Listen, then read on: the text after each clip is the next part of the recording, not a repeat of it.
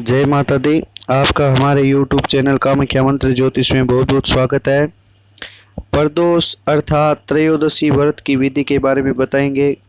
महाशिव पुराण के दसम खंड के 9वां अध्याय में प्रदोष व्रत का महात्म्य विधि आदि का वर्णन करते हुए ब्रह्मा जी कह रहे हैं कि हे नारद, अब मैं प्रदोष अर्थात त्रयोदशी का व्रत वर्णन करता हूँ। मैं उन स्त्री पुरुषों को धन्य समझता हूँ जो इस व्रत को धारण करते हैं। प्रत्येक मास के दोनों पक्ष में दो त्रयोदशी तिथि आती है। इस व्रत का विधान यह है कि व्रत करने वाला त्रयोदशी के दिन ब्रह्म मुहूर्त में निद्रा त्यागे और स्नान आदि नित्य कर्मों से निवृत्त होकर भगवान सदाशिव का शिव मंदिर में जाकर पंचोपचार पूजन या षोडशोपचार पूजन कर उन्हें जल और बिल्वपत्र चढ़ावे तथा व्रत का संकल्प करके प्रदोष व्रत धारण करे। जब 3 घड़ी दिन शेष रह जाए तब अपनी शक्ति के अनुसार पुनः स्नान कर मौन धारण करे तथा श्वेत वस्त्र पहने संध्या के समय भगवान शिव का अपने घर में ही षोडशोपचार विधि से ब्राह्मण द्वारा या स्वयं ही पूजन कराकर स्वयं बिना नमक का भोजन करे। परंतु याद रखे, षोडशोपचार पूजन के पश्चात व्रती प्रदोष व्रत की कथा अवश्य और हवन आरती करे। इस प्रकार लगातार दोनों त्रयोदशी को 1 वर्ष अर्थात 24 व्रत रखकर उद्यापन करने से भगवान शिव अपने उपासक को अनायासी संपूर्ण रिद्धि सिद्धि प्रदान कर देते हैं और उपासक संपूर्ण पापों से मुक्त हो जाता है। हे नारद, इसके समान तथा शिवरात्रि व्रत के समान और कोई व्रत नहीं है।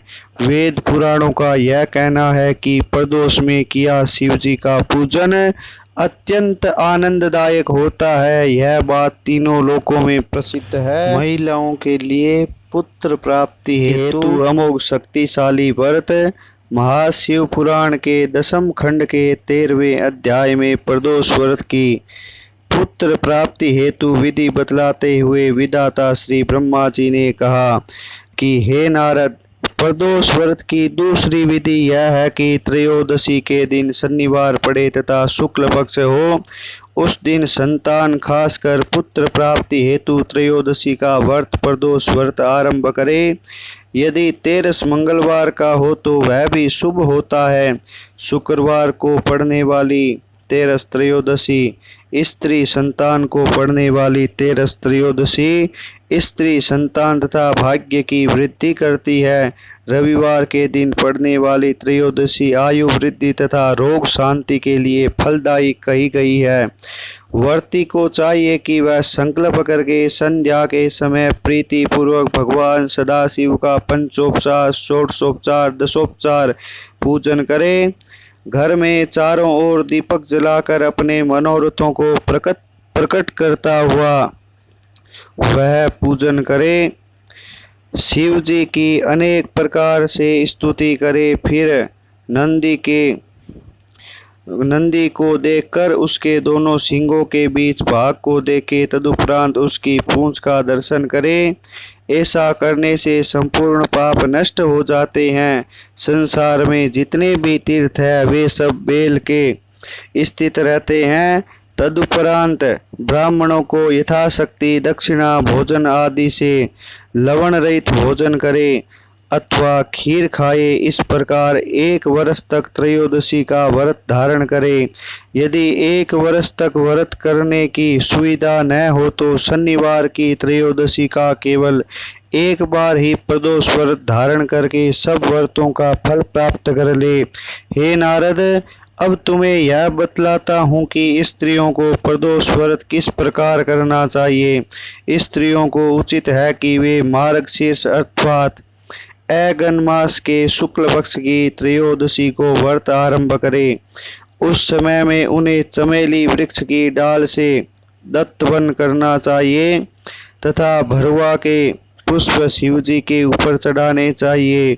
स्नान आदि से निवृत्त होकर जब वे शिव जी का पूजन करने बैठे तो सर्वप्रथम शिवलिंग के ऊपर भरवा का पुष्प चढ़ावे, फिर अन्य विधियों से ब्राह्मण द्वारा षोडशोपचार पूजन करवा के नारंगी रस का अर्घ्य प्रदान करे तथा फेनी एवं चिरौंजी का नैवेद्य लगावे। मार्गशीर्ष मास के पूजन में शिव जी का नाम अनंग होता है। स्त्रियों को चाहिए कि वे पूजन आदि से निवृत्त होकर रात को शहद का भोजन करें। हे नारद, पौष मास में शिव जी का नाम लटेश्वर होता है। अस्तु, स्त्रियों को चाहिए कि वह इस मास में गूलर की दत्तवन करे तथा जाति पुष्प शिव जी के ऊपर चढ़ावे, अनार रस का अर्घ्य प्रदान करे और अशोक पत्ती का नैवेद्य लगावे। रात्रि को उस महीने में स्त्रियों को श्वेत चंदन खाना चाहिए। हे नारद, माघ मास में शिव जी का नाम योगेश होता है। अस्तु, स्त्रियों को चाहिए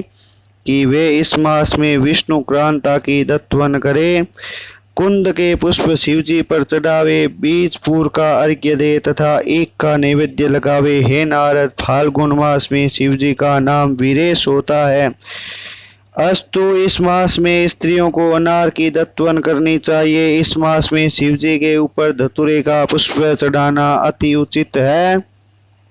हे नारद, चैत्र मास में शिव जी का नाम भैव होता है, इसलिए इस मास में बेल डाली बिल्व की दत्तवन करनी चाहिए। धतूरे को शिव जी पर चढ़ाना चाहिए और उसी के रस का अर्घ्य भी प्रदान करना चाहिए। इस मास में खजूर का नैवेद्य लगाना चाहिए तथा रात्रि के समय पूजन व्रत वाला रात्रि को स्वयं कपूर खाना चाहिए। हे नारद, वैशाख मास में शिव जी का नाम महादेव होता है, इसलिए इस मास में स्त्रियों को उचित है कि लट जीरे की दत्तवन दातुन करे, शिव जी के ऊपर चमेली का पुष्प चढ़ावे, उत्पल का अर्घ्य दे तथा पटुक नामक अन्न का नैवेद्य लगावे। हे नारद, ज्येष्ठ मास में शिव जी का नाम प्रद्युम्न होता है, इसलिए इस मास में स्त्रियों को सहदेवी की दातुन करनी चाहिए, शिव जी के ऊपर बकुल का पुष्प चढ़ाना चाहिए और रात्रि के समय स्वयं लौंग खाना चाहिए। हे नारद, आषाढ़ में शिव जी का नाम उमापति होता है, इसलिए इस मास में स्त्रियों को उचित है कि वे नारंगी डाली की दातुन करे तथा शिव जी के ऊपर कदम का पुष्प चढ़ावे, स्वयं रात्रि को तिल खानी चाहिए। हे नारद, श्रावण मास में शिव जी का नाम शूलपाणी होता है, इस मास में स्त्रियों को उचित है कि वे जाति पुष्प की डाली का दातुन करे तथा कमल का पुष्प शिव जी के ऊपर चढ़ावे। जामुन फलों के रस का अर्घ्य देकर दूध का नैवेद्य लगाना उचित कहा गया है। रात्रि के समय स्वयं पुए खाने चाहिए। हे नारद, भाद्रपद मास में शिव जी का नाम सदव होता है, इस मास में व्रती स्त्री कंकोल की दातुन करे तथा चंपक के फूलों से शिव जी का पूजन करना चाहिए। स्वयं रात्रि के समय अगरु का भोजन करना चाहिए। हे नारद, आश्विन मास में शिव जी का नाम वामदेव होता है, इसलिए इस मास में व्रत स्त्रियों को पुनः कंकोल की दातुन करनी चाहिए तथा कनेर के पुष्प शिव जी पर चढ़ाने चाहिए। रात्रि के समय स्वयं काशी फल का भोजन करना चाहिए। हे नारद, 12वें कार्तिक मास में शिव जी का नाम जगदीश्वर होता है, इसलिए व्रती स्त्रियां इस मास में ऊर्ज कदम की दातुन करे तथा शिव जी के ऊपर रक्त उत्पल चढ़ावे। रात्रि के समय में फल खाना चाहिए। हे नारद, इस प्रकार जो स्त्री प्रदोष व्रत करती है उसे अवश्य ही पुत्र की प्राप्ति होती है, इसमें कोई संशय नहीं है। इस भांति 1 वर्ष तक व्रत धारण कर लेने पर व्रत का उद्यापन कर लेना चाहिए। इस विधि के सुनने तथा पढ़ने से भी दोनों लोकों में आनंद प्राप्त होता है। प्रदोष व्रत उद्यापन विधि। त्रयोदशी व्रत 24 व्रत पूर्ण कर ले तो व्रत का उद्यापन करे। उद्यापन के 1 दिन पहले शिवालय में जाकर गौरी गणेश का पूजन कर पंचोपचार या दशोपचार पूजन या षोडशोपचार पूजन करे। तत्पश्चात रात्रि भर भगवान शिव का कीर्तन भजन सह परिवार सहित इष्ट मित्रों के साथ करे। अगले दिन त्रयोदशी को स्नान से प्रातः काल ही निवृत्त हो जावे। घर में सुंदर मंडप निर्माण कर भगवान शिव व माता पार्वती की मूर्ति या प्रतिमा सिंहासन पर स्थापित कर विधिवत वैदिक पंडित जी द्वारा षोडशोपचार पूजन संपन्न करावे, खीर से हवन करे, ब्राह्मणों को वस्त्र दान करे और उन्हें खीर का ही भोजन करावे, उन्हें दक्षिणा आदि देकर संतुष्ट करे। इस व्रत को करने से पुत्र की प्राप्ति, दरिद्रता नाश, पापों से मुक्ति, धन की प्राप्ति तथा विद्या और बुद्धि की प्राप्ति होती है। भगवान शंकर और माता पार्वती की कृपा से इस व्रत को करने वाले की सभी मनोकामनाएं पूर्ण होती है। चैनल को सब्सक्राइब करें, शेयर करें। यदि आपके जहन में कोई सवाल है तो आप हमें कमेंट करके ज़रूर बताएं। जय माता दी, हर हर महादेव।